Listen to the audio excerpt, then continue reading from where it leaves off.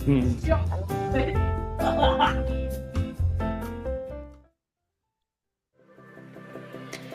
Sore. Hai, Bu Retno.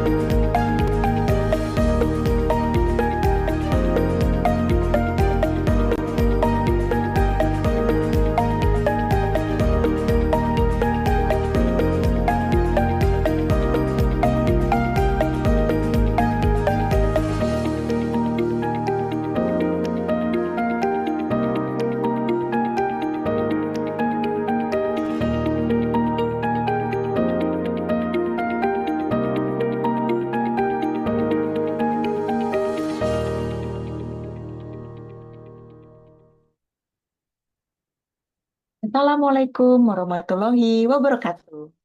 Selamat sore, salam sejahtera bagi kita semua. Selamat datang di acara ASHOGI seri ke-223, apa saja kutanya Himpunan Onkologi Ginekologi.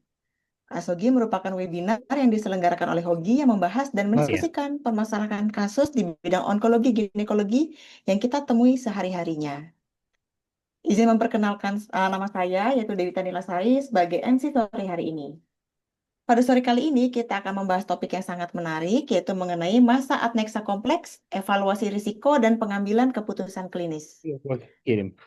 Sore hari ini kita akan dimoderatori oleh Dr. Andi Dharma Putra, spesialis obstetri ginekologi, subspesialis onkologi.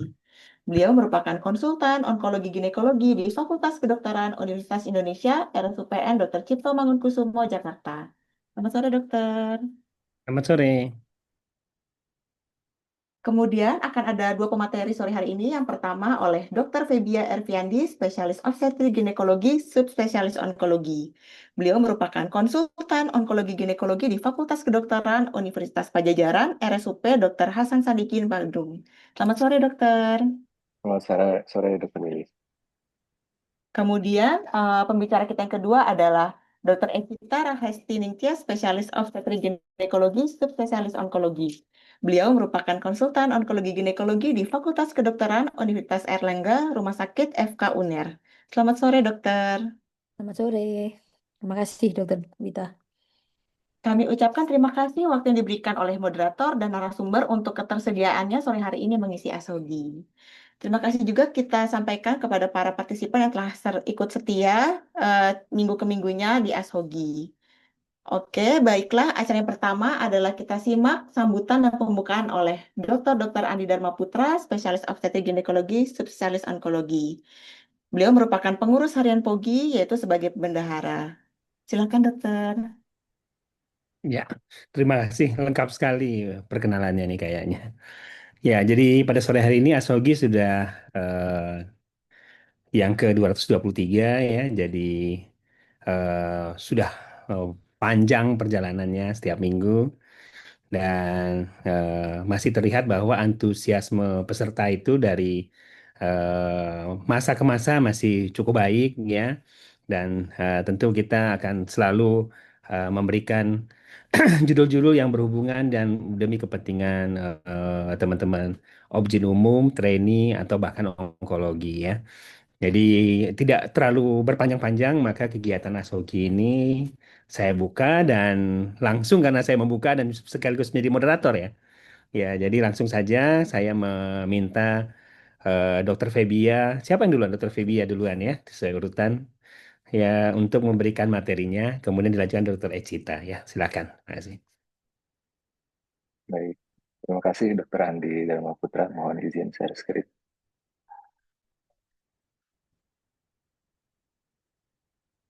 Ya, mudah-mudahan sudah terlihat slide-nya. Ya, sebetulnya materi ini mungkin sudah pernah dibawakan berkali-kali di dalam Ashoki, karena ini sudah edisi yang ke-200 sekian, tapi mungkin tidak ada salahnya juga melakukan refreshing. Mungkin nanti jika ada hal-hal yang ingin ditambahkan bisa oleh Dr. Ecita ataupun oleh moderator Dr. Andi. Saya izin untuk sharing sedikit saja tentang masa aneksa kompleks terkait dengan evaluasi risiko dan pengambilan keputusan klinis. Ya, terkait dengan terminologi sendiri, sebetulnya di dalam beberapa literatur banyak sekali terkait masa aneksa ini, tapi untuk terkait masa aneksa kompleks, mungkin bisa kita definisikan secara sederhana adalah masa yang berasal dari daerah aneksa, yaitu dari daerah ovarium, tuba falopi, ataupun jaringan di sekitar uterus. Disebut kompleks jika pada pemeriksaan, termasuk dari pencitraan, salah satunya ultrasonografi, ditemukan komponen-komponen yang kompleks seperti adanya multilokuler, komponen solid, ataupun adanya papil, dinding yang irreguler, ataupun komponen-komponen lain termasuk color score yang tidak seperti biasanya. Kemudian, tapi yang menjadi masalah terkadang masa aneksa ini juga sering ditemukan secara insidental. Misalnya dari klinisnya tidak ada atau sedang pemeriksaan biasa ataupun saat intraoperasi. Kemudian tidak semua juga masa kompleks ini sebetulnya bersifat ganas. Memang seiring waktu atau pengalaman mungkin kita bisa membedakan ya sejenak, borderline ataupun ganas. Dan yang terpenting adalah mengevaluasi risiko itu nanti membantu kita menentukan apakah cukup hanya untuk observasi saja dengan follow up atau diperlukan tindakan bedah untuk SPOG, mungkin apakah ini perlu dirujuk ke konsultan onkologi ginekologi atau tidak. Sebetulnya untuk evaluasi risiko dan nantinya ke pengambilan keputusan klinis, itu selalu kita mulai tetap dari anamnesis. Status usia, status menopause, dan faktor risiko pasien ini sangat membantu kita untuk menilai kemungkinan masa ini lebih ke arah benign atau malignan, karena kita ketahui bahwa dari faktor usia dan status menopause ini bisa sangat mempengaruhi insidensi. Kemudian riwayat keluarga juga akan membantu kita, terutama apabila ada first relative degree yang memiliki CA yang terkait apakah itu CA mami atau CA ovarium misalnya. Kemudian karakteristik dari gejala yang dirasakan pasien. Apakah itu gejala utamanya seperti benjolan di perut, atau adanya massa yang membesar di perut, ataupun gejala-gejala yang menyertai, karena seperti yang kita ketahui terkadang gejalanya itu non-spesifik, seperti mual muntah, gangguan pasase, gangguan buang air besar, atau penurunan nafsu makan, ataupun penurunan berat badan yang terasa cepat dalam beberapa bulan terakhir. Jadi tetap untuk evaluasi risiko, kita adalah melihat atau melakukan anamnesis secara mendalam. Setelah itu baru kita evaluasi dengan pemeriksaan fisik, melihat indeks massa tubuh pasien, status generalis, dan juga status lokalis dari massa itu sendiri. Kemudian apakah ada faktor-faktor ataupun gejala yang menyertai. Dan yang terakhir tentu yang biasa kita lakukan sehari-hari adalah pemeriksaan penunjang. Memang yang sering atau umum kita lakukan adalah pemeriksaan USG, khususnya USG transvaginal, dan juga pemeriksaan tumor marker, salah satunya CA125 apabila kita curiga ke arah tumor yang epitelial. Terkait dengan faktor risiko pasien, memang bukti-bukti yang ada yang masih inkonsisten, ada juga yang pro dan kontra, namun tidak ada salahnya kita menanyakan faktor-faktor risiko yang mungkin bisa meningkatkan risiko masanya tersebut, apakah ke arah benign atau ke malignan. Misalnya seperti melihat karakteristik pasien nuliparitas, apakah ada terapi hormon, kemudian ada pelvic inflammatory disease, kemudian terkait dengan lifestyle pasien, apakah obesitas, merokok, gaya hidup, ataupun riwayat keluarga dan faktor genetik lainnya. Kemudian terkait model risiko yang bisa kita gunakan, sebetulnya yang sederhana yang sudah agak lama kita gunakan adalah risk of malignancy index dengan mengkombinasi status menopause pasien, temuan USG, dan juga CA125. Jadi ini sebetulnya yang paling sederhana yang bisa dilakukan oleh sejawat ataupun senior obgyn. Hanya saja memang kita harus melihat karakteristik massa dari ultrasonografinya terlebih dahulu, apakah lebih ke arah massa yang epitel atau non-epitel. Kemudian yang kedua yang bisa kita gunakan adalah iota simple rule juga. Tetapi yang perlu digarisbawahi bahwa model-model ini tetap tidak menggantikan penilaian klinis, tetapi membantu kita. Karena bagaimanapun juga mungkin yang sering melakukan ribuan kali ultrasound tentu akan berbeda penilaiannya dibandingkan yang hanya baru berpuluh-puluh atau beratus-ratus kali. Tapi pada prinsipnya kita bisa melakukan evaluasi massa aneksa secara bertahap, yaitu dengan mulai dari isi deskriptor, kemudian jika massanya tidak dapat diklasifikasikan, kita beranjak ke simple rule iota, dan kalau misalnya hasilnya inkonklusif, kita bisa beranjak ke evaluasi dari expert ataupun dengan annex model. Misalnya apabila kita menemukan suatu tumor dengan adanya acid test dan juga moderate color Doppler, kita bisa mengasumsikan bahwa pasien ini lebih ke arah malignansi, atau kita menemukan pasien dengan usia di atas 50 dengan CA125 di atas 100. Begitupun sebaliknya, kalau kita menemukan tumor yang khas seperti karakteristiknya unilokuler dengan gambaran ground glass, itu sugestif kuat untuk ke arah endometrioma. Ataupun misalnya kita menemukan tumor unilokuler dengan mixed echogenicity dengan gambaran acoustic shadow, itu pada premenopause kita sugestif ke arah benign cystic teratoma. Ataupun ada tumor-tumor yang unilokuler dengan batas yang jelas, itu kita bisa ke arah suatu benign. Namun apabila kita tidak bisa mengklasifikasikan pasien dari easy descriptor, maka kita beranjak ke simple rule iota. Dari iota ini kita bisa melihat tumornya mulai dari yang kista unilokuler, kemudian ada komponen padat tapi diameternya kurang dari 7 mm, atau gambaran acoustic shadow, ataupun multilokuler tapi dengan diameternya kurang dari 10 cm dan color score-nya 1. Itu kita anggap suatu tumor yang benign. Tapi apabila kita menemukan salah satu dari komponen ini seperti tumor padat yang irreguler, gambaran asites, kemudian ada gambaran struktur papil minimal 4, ataupun gambaran tumor padat multilokuler yang irreguler, ataupun aliran darah atau color score yang kuat, 4, maka kita bisa mengkategorikan suatu tumor atau massa ini sebagai suatu massa yang malignan. Adapun jika dari penilaian iota rule tadi tidak bisa diklasifikasikan, kita bisa beranjak ke annex model, yaitu dengan menggabungkan 3 variabel klinis dengan 6 variabel ultrasonografi. Nanti untuk interpretasinya akan muncul sekian persen ke arah benign atau sekian persen ke arah malignan. Meskipun memang sekarang untuk annex model ini harus berbayar, kurang lebih begitu, tidak waktu di awal-awal masih gratisan. Namun apapun itu minimal kita sudah melakukan stratifikasi risiko mulai dari isi deskriptor, kemudian simple iota rule, dan kita bisa mengambil kesimpulan apakah ini lebih ke arah benign, malignan, ataupun inkonklusif. Ini adalah salah satu metode lain, yaitu dengan mengkombinasikan skor ultrasonografi, status menopause, dan juga CA125, sehingga kita bisa mendapatkan nilai RMI. Untuk resiko rendah atau resiko tinggi, kita lakukan rujukan ke konsultan onkologi ginekologi. Kalau kita melihat dari sejawat radiologi ataupun dari center-center lain pun, bahkan di center kami juga, itu bisa menggunakan kategori risiko yang lain selain iota, yaitu dengan ORADS. Prinsipnya kurang lebih sama. Untuk ORADS ini adalah pada untuk skor yang 1 itu adalah normal ovarium, sedangkan untuk yang skornya 2 itu adalah yang jinak. Jadi gambaran kistanya simple, ukurannya kurang dari sama dengan 3 cm atau lebih, tetapi gambarannya adalah unilokuler. Namun kalau kita lihat skornya 4 ataupun 5, itu resiko ke arah malignannya lebih tinggi. Misalnya menemukan kista multilokuler. Misalnya tanpa komponen solid, tapi ukurannya lebih dari sama dengan 10 cm.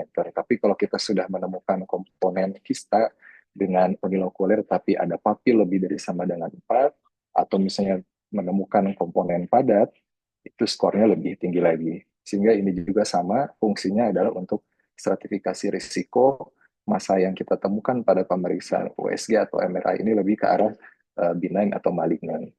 Mungkin lebih disederhanakan lagi adalah rujukan dipertimbangkan bila terdapat massa kompleks dengan faktor risiko. Apakah faktor risiko dari klinis pasiennya, terkait tadi juga status karakteristik pasien, usia, status menopause, faktor risiko terkait kankernya, ataupun dari gambaran ultrasonografinya, dan juga dari nilai tumor marker yang meningkat. Kemudian pasien kecurigaan ganas sebaiknya diperiksa oleh tim yang mampu melakukan staging dengan adekuat, misalnya di center yang ada onkologi ginekologinya.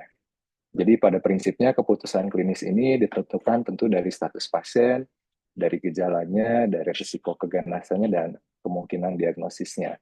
Namun yang perlu digarisbawahi adalah bahwa apabila ada dugaan kondisi emergensi seperti torsi, ruptur, perdarahan, sebaiknya itu lebih diprioritaskan untuk penanganan segera dibandingkan membedakan benign dan malignannya.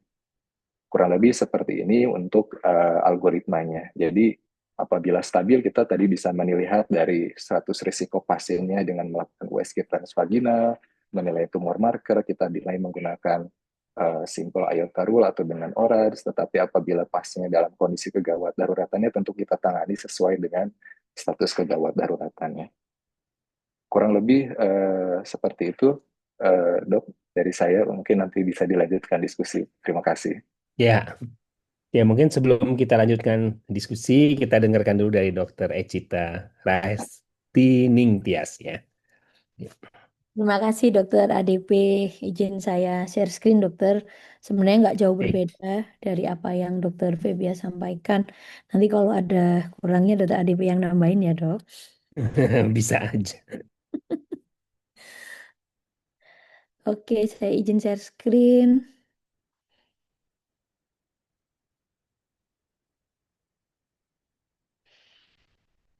Ya, slide saya sudah terlihat dengan jelas ya.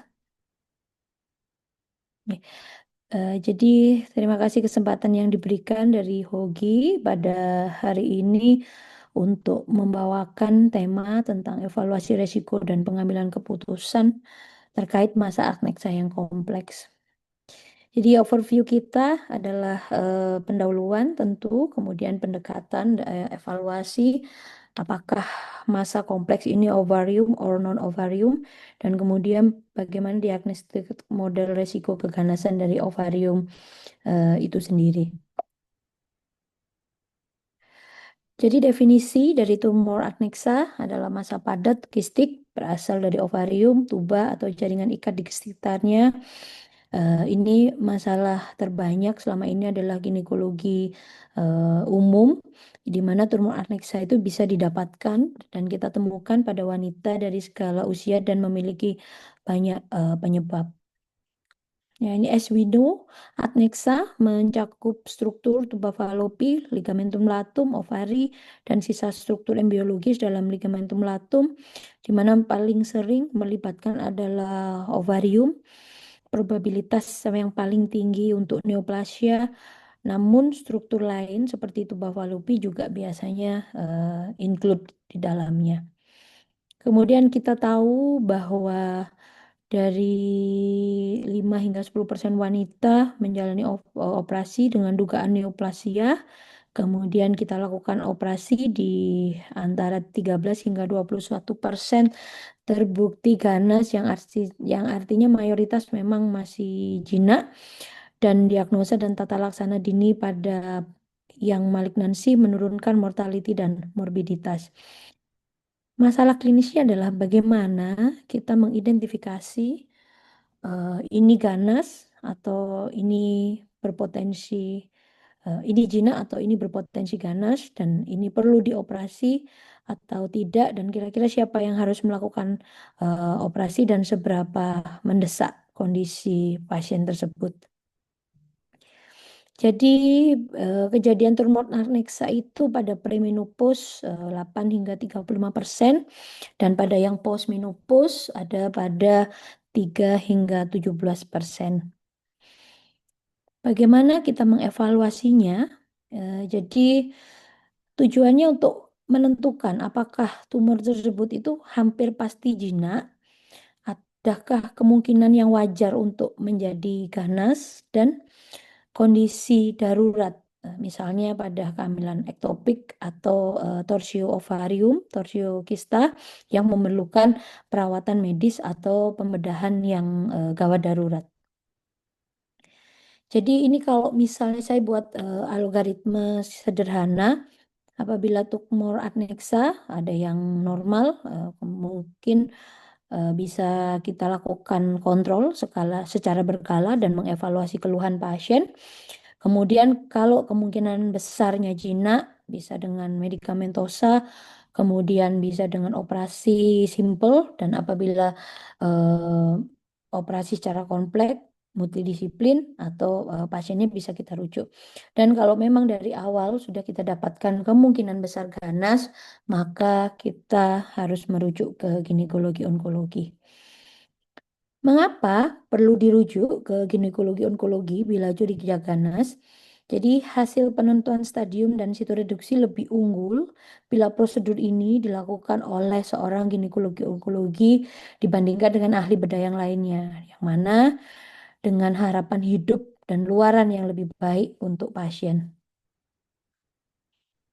Jadi menilai resiko ini keganasan atau tidak sebenarnya sederhana. Tentu sama seperti yang Dr. Febia sampaikan tadi, kita selalu mengawalinya dengan anamnesa, kemudian kita lanjutkan dengan pemeriksaan fisik, USG, dan tumor marker. Jadi pendekatan dari evaluasi ini adalah presentasi dari pasien, keluhannya, kapan, kemudian saat kehamilan, dan pertanyaannya adalah seberapa besar kecurigaan keganasan, apakah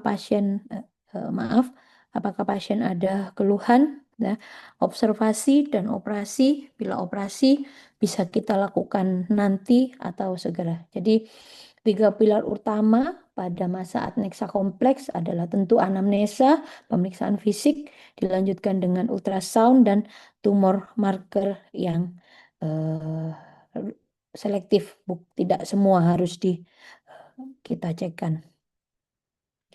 Jadi interpretasi dari klinis dari masa, tidak semua masa adneksa asalnya dari ovarium, ada yang dari organ lain. Kemudian nyeri pada masa adneksa bisa akut, bisa kronis, dan derajat nyeri sering mendorong pasien untuk bisa segera terlepas dari nyerinya sehingga bisa kita evaluasi juga ini ada berpotensi ke suatu keganasan atau tidak. Jadi menilainya tentu multimodal, ada RMI, USG dan tumor marker CA125, ROMA dan IOTA score USG, dan ada atau tanpa CA125. Dari USG mungkin bisa kita lakukan secara abdominal dan secara transvaginal dengan klasifikasi morfologinya. Bila simple cis, mungkin resiko dari keganasannya sangat rendah. Apabila kista dengan septasi tanpa komponen solid, resiko tetap rendah. Dan apabila kompleksis, mix solid kistik, resiko meningkat terutama bila didapatkan dinding atau septa menebal dan adanya nodularitas. Ya. Dan CT dan MRI berperan sebagai pelengkap, bukan first line, berguna untuk memberikan informasi anatomis tambahan pada upper abdomen.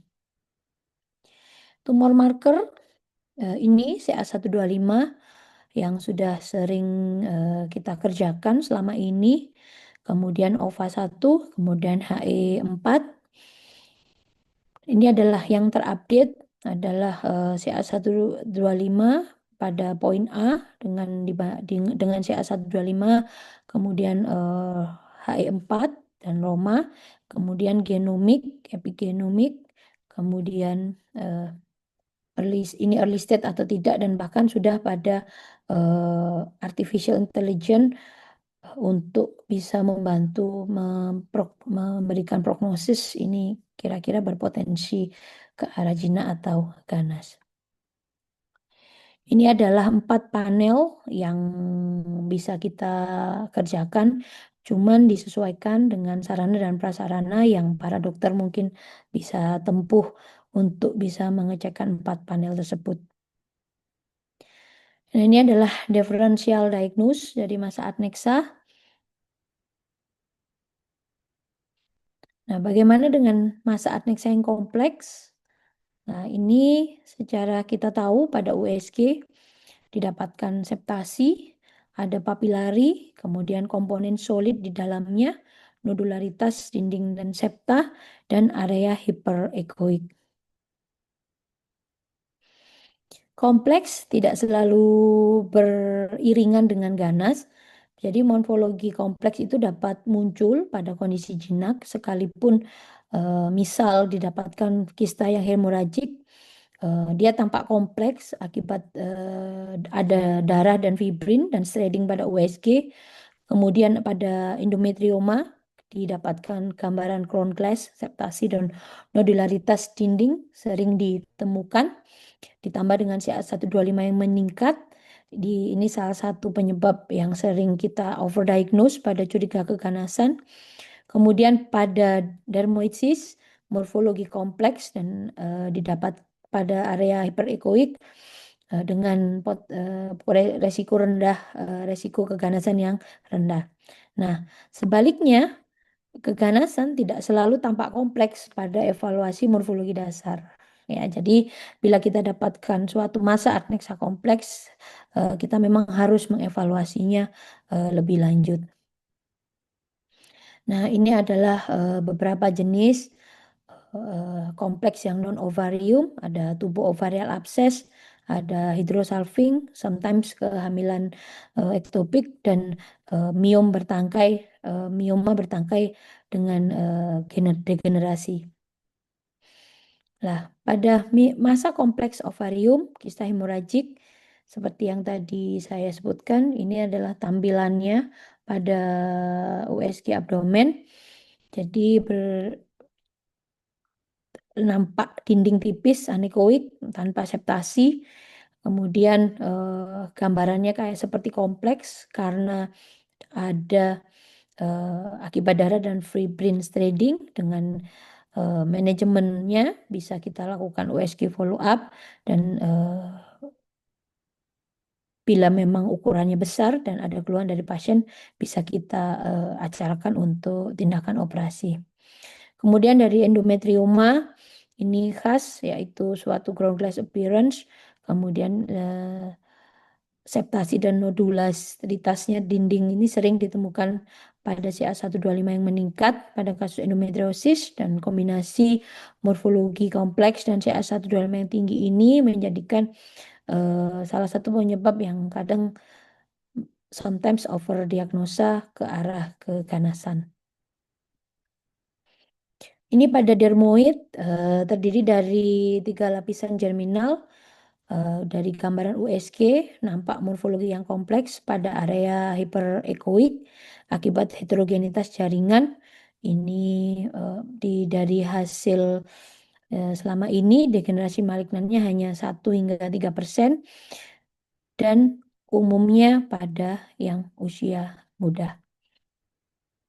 Nah, ini pada serous cystadenoma dan papillary projection dapat dijumpai serous cystadenoma jinak dapat ditemui multiple hingga bentuk pola seperti cauliflower, dengan spektrum of suspicious-nya adalah papila kecil, permukaan licin, umumnya masih jinak, dan proyeksi solid besar, nodul dan area nekrosis baru yang besar potensinya ke arah keganasan.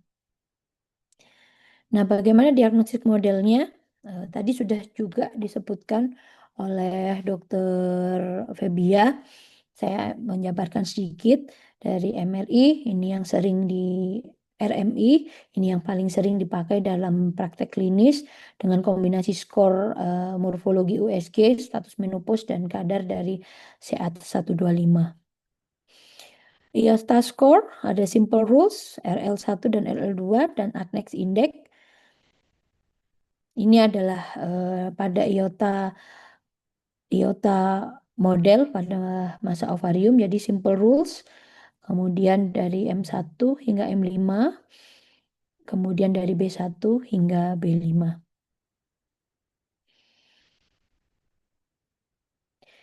Ini kemudian pada Adnex model berdasarkan 9 ada age of patient examination, kemudian oncology center, maximal diameter of the lesion dengan maximal diameter of the largest solid part more than 10 loculates, kemudian number of papillary projection dengan acoustic shadow present atau tidak, ada asites atau tidak, dan tetap menggunakan tumor marker yaitu CA125. Ini adalah IOTA score menggunakan LR1. Jadi cut off-nya kalau lebih dari 10%, jadi kecurigaan ganas, dan pada less than 10% kecurigaan jinak. Nah, ini pada LR2 juga sama, pada lebih dari 10% kecurigaan ganas dan less than 10% kecurigaan jinak. Jadi ini perbandingan diagnostik pada masa ovarium. Nah, itu saja yang bisa saya sampaikan, Dokter Andi Dharma. Terima kasih, Dokter. Oke, terima kasih ya. Tentunya pada kesempatan ini kita akan membuka diskusi ya. Kalau ada pertanyaan dari teman-teman sejawat semua, silahkan mengajukan pertanyaan.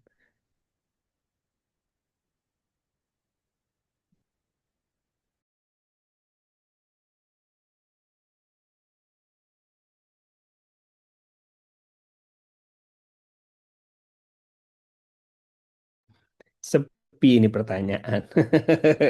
Masa saya yang nanya ya. Ayo silahkan, masih dirangsang nih pertanyaannya nih. Iya, jadi kalau kita lihat resume dari kedua pembicara ya, pokoknya yang penting itu adalah pertama gejala klinis, keluhan pasien ya. Ya perlu diketahui bahwa kalau nyeri jarang sekali bahwa ada keganasan ya. Nah, kemudian temuan klinisnya kita, apakah ada massa, benjolan ya dan sebagainya ya. Nah, kemudian juga pemeriksaan ultrasonografi ya, kemudian setelah itu tumor marker. Dan kalau perlu ditambahkan juga misalnya advance imaging. Tentu tidak semua harus ditambahkan ya advance imaging ya. Ini di kolom ini sudah ada pertanyaan nih dari Dr. Muhammad Erlangga. Untuk menghitung Doppler, apakah ada settingan tertentu alat USG? Nah, apa mesti ke saya ini? Bukan. Ini kedua pembicara tentunya. Silahkan, ya siapa aja boleh menjawab. Hmm. Ya mungkin dari Dokter Ecita boleh. Sepertinya lebih cocok kalau Dokter ADP yang menjawab, Dok. Jadi selama ini kalau Dokter dari Ecita. iya sih, Dok. Ya. Silakan silakan jawab. Saya belum terlalu ada pengalaman pada settingan Doppler sih, Dok. Biasanya eh, USG jenis A, jenis B, jenis C itu tetap saya sama. Saya akan hitung sesuai dengan iota skor indeksnya sih, Dokter. Selama ini sih begitu. Jadi saya belum ada pengalaman pada settingan khusus untuk Doppler itu, Dokter.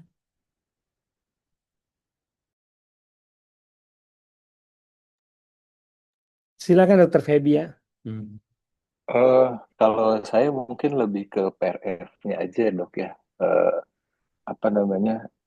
Kalau standarnya kan 0,3 sampai 0,9 ya dok untuk pulse repetition frekuensi. Tapi yang lain-lainnya sih tidak ada spesifikasi yang lain. Mungkin dokter ADP lebih tahu yang lebih spesifiknya. Tapi saya biasanya ke PRF-nya saja dok karena terkait dengan low velocity flow-nya, resistensi rendahnya itu saja dok. Mungkin itu yang selama ini saya lakukan dok, kurang lebih begitu dok.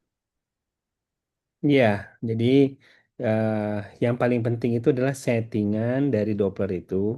Kalau kita taruh di atas pembuluh darah, benar-benar ada di pembuluh darah. Bukan karena gerakan dari organnya, bukan karena getaran dari atau gerakan dari probe-nya kita sendiri.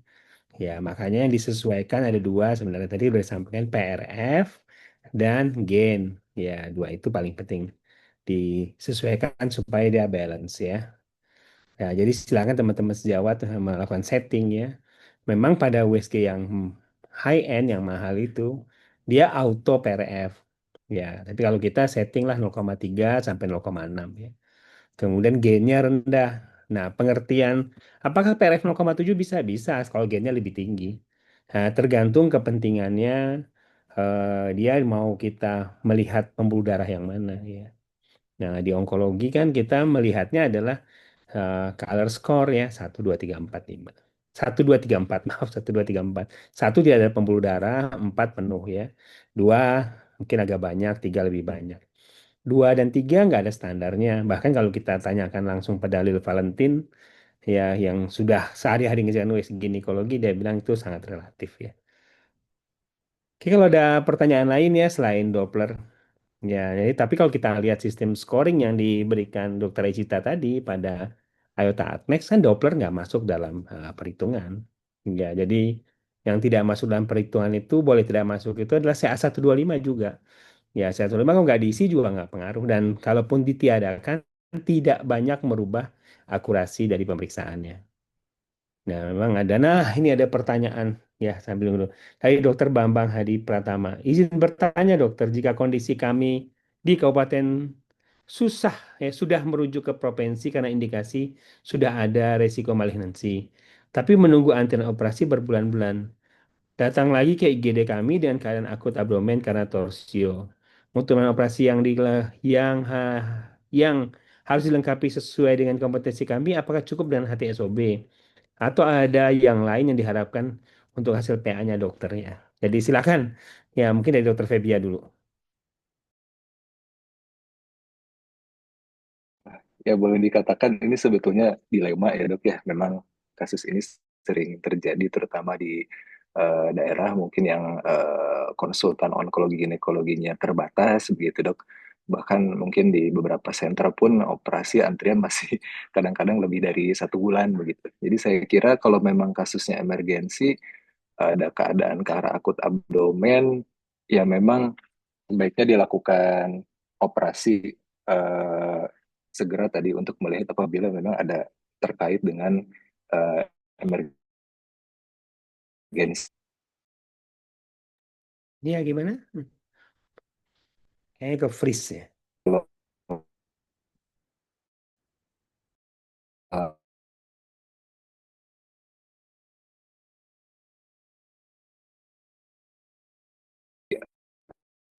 Saya nggak bisa dengar dokter Febia, tapi nggak tahu ya. terpakai dalam ini Kita dengar nggak? inform konsen preoperatif dengan baik.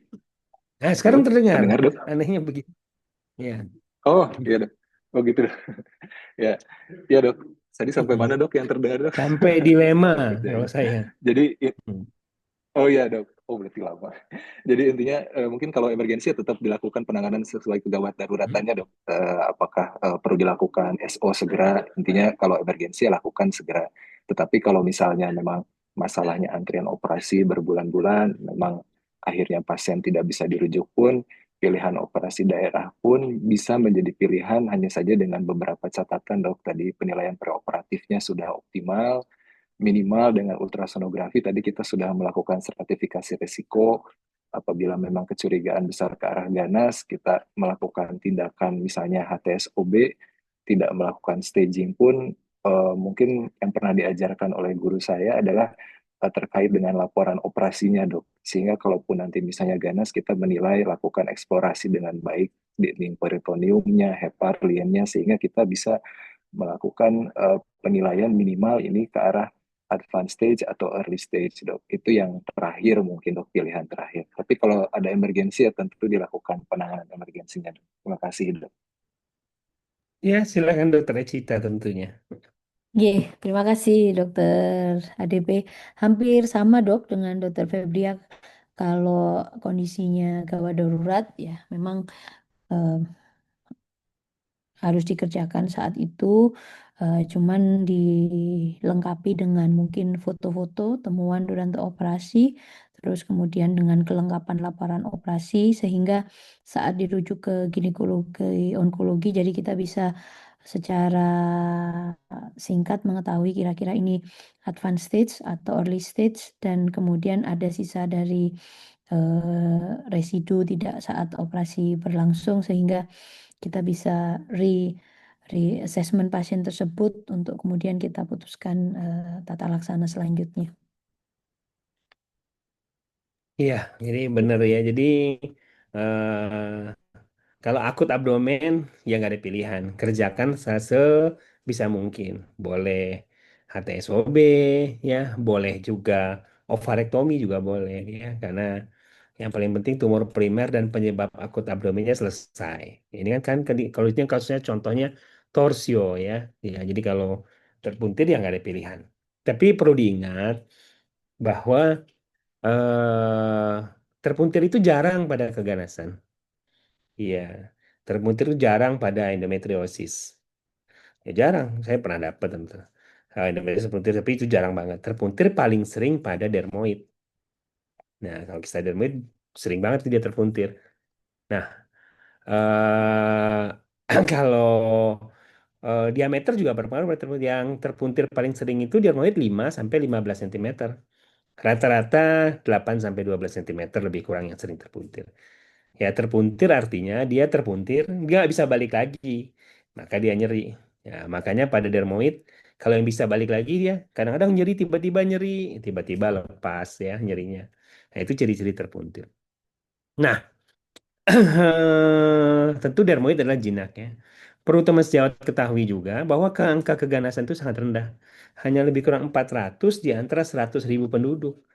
Jadi kalau di satu kabupaten ada 1 juta penduduk, 500 ribunya adalah wanita, ya, dan sebagian adalah anak-anak, maka pada 1 juta penduduk itu mungkin 2 onkologi udah cukup. Ya, ya, karena kan mungkin ada liburnya dan sebagainya ya. Karena kasusnya jarang. Dari 400 itu tidak semua ke dokter, mungkin 200 ya. Nah, dengan 2 onkologi setahun, masing-masing onkologi ngerjain 100 kasus itu udah cukup sebenarnya. Nah, ini ada pertanyaan berikutnya ya. Selamat sore dokter, saya Hardi. Ya, dokter Hardi ya, izin bertanya apakah presentasi malignen dari IOTA Next model setara risk percentage-nya dari ORATS? Ya, misal pada 60% risk of malignancy IOTA setara dengan yang risk malignancy pada ORATS juga. Pada ORATS 5 misalnya 60% setara dengan ORATS 5 misalnya begitu ya. Ya, coba sekarang Dokter Ecita mungkin bisa jawab tadi. Ya, ada Ya, orang, dan Dokter Febia juga tadi udah mempresentasikan ORATS-nya. Silakan. ya. Terima kasih Dokter ADP. Jadi pendapat saya ya Dok, secara konsep memang beririsan, tapi resiko dari Adnex itu tidak bisa langsung dikonversi di kategori ORAT berdasarkan angka semata. Jadi kan ada yang pertama tuh kan ORAT itu kayak kategori resmi yang ditentukan oleh deskriptor morfologinya, bukan oleh angka Adnex. Kemudian dari definisi tentang resiko per kategori juga ORATS itu juga tadi sudah disampaikan secara jelas oleh Dr. Febia. Jadi menurut saya secara Adnex 60% itu jatuh di rentan ORAT 5, lebih dari 50%. Jadi ini hanya cocok kalau kategori ORAT-nya itu ditentukan dengan cara semacam kayak menyuntikkan angka Adnex ke rentang tersebut gitu dok. Jadi bukan cara resmi ORAT. Mungkin begitu gambaran dari saya dok. Ya. Silakan Dokter Febia. Ya, baik, terima kasih dok. Ya ini jelas menurut pendapat saya dok, pada prinsipnya sebetulnya secara konsep IOTA Annex ataupun ORATS itu konsepnya sama untuk melihat probabilitas keganasan. Tetapi memang kalau saya lihat untuk IOTA, kalau ini kan IOTA Annex model ya, jadi melihatnya probabilitas individual dok. Jadi selain dari tadi gambaran USG-nya kan dia ada lihat dari CA125 usia di center onkologi atau tidak gitu. Nah kemudian sedangkan kalau ORATS itu kita melihat karakteristik dari lesiknya, masuk stratifikasi resikonya yang nomor berapa, 1, 2, 3, 4, 5. Jadi sama-sama melihat probabilitas keganasan, tapi menurut saya tidak bisa juga kita mengekuivalenkan misalnya bahwa 60% risk malignansi pada iota annex itu sama dengan ORATS 5. Jadi karena penilaiannya berbeda dok. Tapi apabila kita menemukan, mencoba menghitung dari 2 parameter itu dan kita menganggap bahwa ini probabilitas keganasnya tinggi, saya setuju begitu dok. Kurang lebih begitu. Terima kasih dok. Pernah memperhatikan nggak warna pada orat sama iota Arnex itu sama? Iya, jadi kalau kita lihat warnanya sama. Itu yang menandakan bahwa ORATS itu berpatokan pada iota Adnex. Tadi dalam tabelnya Dokter Febia apa Dokter Echita, saya ada tabel. Nah, di kolom keduanya itu ada iota Adnex, padahal di sebelumnya adalah ORATS ya. Nah, jadi memang dia dibuat berkorelasi ya. Jadi tapi perbedaannya kalau ORATS dia bentuknya range. Pada iota Adnex kan bentuknya dia angkanya lebih pada direct ya, presisi 83% gitu ya, 50%. Tapi kalau dia 80% ya warnanya akan sama-sama merah juga. Ya, jadi basis sama. Nah, cuman perbedaan yang mencolok antara ORAS dengan iota Adnex, pada ORAS ada kolom manajemen yang tidak ada pada iota Adnex. Ya, ada kolom kapan dia harus di follow up, kapan dia harus di dilakukan rujukan ke onkologi. Nah, pada pemakai Ayota Adnex nggak mendapatkan itu ya. Jadi kalau nanti dibaca saja. Ayota Adnex kenapa dipakai sebagai dasar? Karena dia udah lebih 20 tahun. Ya, San Oras kan tahun 2018 pertama kali dikeluarkan. Ya, dia juga nggak tentu tidak serta-merta membuat sistem scoring yang baru ya. Jadi dia ada korelasinya. Ya, begitu kira-kira sih. Jadi apa disampaikan ya, ya ada perbedaan-perbedaan kecil sedikit ya, tapi ditujukan buat kepentingan yang sama. Makanya warnanya dia hampir sama ya, ada mulai dari hijau sampai ke eh, merah ya. Oke, ada pertanyaan lain nggak? Ya, kira-kira begitu. Jadi, nah juga mesti diketahui. Jadi ya kalau kita melihat IOTA Adnex itu kalau di sekarang adanya dia cuma ada di USG. Kalau kita dulu kan bisa di handphone, ya, yang menginstal aplikasinya di iOTanex di handphone kira-kira 10 tahun yang lalu, nggak usah di uninstall. Jadi kamu ke handphonenya jangan dijual. Ya, karena dulu kan kita juga bayar beli aplikasinya sekitar 250.000 ya. Nah, kalau di uninstall kita udah nggak bisa dapat lagi karena itu masih sah untuk dipakai. Nah, si iOTA Adnex dijual lah ke mesin-mesin USG. Jadi kita sekarang hanya bisa dapat menggunakannya di mesin USG. Walaupun aplikasi bajakannya atau aplikasi tidak resminya itu ada di googling ya. Nah, biasanya dia menggunakan warna yang sedikit berbeda ya untuk menandakan bahwa dia dia hanya rumusnya aja yang dipakai tapi warnanya nggak dibuat berbeda.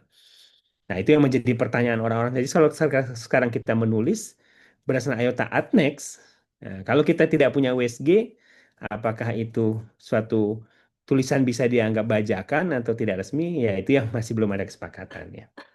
Ya, baik. Saya kira begitu saja ya.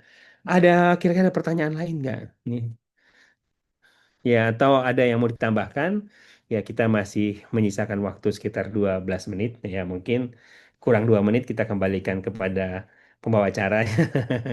Jadi saat ini kalau masih ada pertanyaan atau tambahan dari Dokter Febia atau Dokter Cita, silakan. Ya, Dokter Febia dulu barangkali. Ada tambahan atau highlight ya. Kira-kira apa yang harus diperhatikan oleh teman-teman sejawat di daerah ya. Mungkin sedikit saja dok ya, tadi mungkin Ya. kita mungkin terkadang terlalu fokus ke imaging begitu dok sebagai SPOG, karena mungkin saya pun begitu sebetulnya. Tapi mungkin kita kembali kepada faktor risiko dari pasien per pasien, case by case dok. Jadi tadi faktor mungkin kita kembali ke yang lebih sederhana juga, misalnya kita menemukan pasien dengan komponen masanya itu padat, usianya masih muda, mungkin tumor markernya juga bukan CA125 yang diperiksa, tapi mungkin kita lebih ke arah germ cell, misalnya apakah AFP atau misalnya justru LDH atau beta HCG dan lain-lainnya. Karena di zaman sekarang pun kita tidak bisa memeriksa semua tumor marker, jadi mungkin seni juga kita harus memilih-milih atau memilah-milah untuk lebih nanti mengoptimalkan untuk diagnosis preoperatifnya, kurang lebih begitu dok. Terima kasih. Ya, betul. Silakan Dokter Cita. Terima kasih Dokter ADP. Setuju dengan Dokter Febria dok. Dari sisi saya mungkin bila kondisinya tidak gawat darurat maka kita harus bisa eh, seperti pendekatannya itu tidak harus kita maksimalkan kalau pasien memang nampak ada potensi ke arah keganasan dengan hasil mungkin tumor marker tidak bisa kita cekkan, tapi dari USG in doubt kita ini rasanya ganas atau enggak, maka sebaiknya memang dikerjakan di center yang ada ginekologi onkologinya. Cuman kalau kondisinya eh, gawat darurat, ya mungkin bisa dikerjakan sesuai dengan kondisi pasien. Gitu aja sih dokter. Iya, ya jadi memang dilemanya kita begitu ya. Kita menginginkan semua pemeriksaan itu bisa dikerjakan. Mulai dari tentu pemeriksaan klinis bisa dikerjakan oleh klinisi, anamnesis, pemeriksaan fisiknya. Kemudian mungkin pemeriksaan ultrasonografi, tumor marker, sama advanced imaging. Iya, jadi kita pengen semuanya lengkap, baru kita mengerjakan.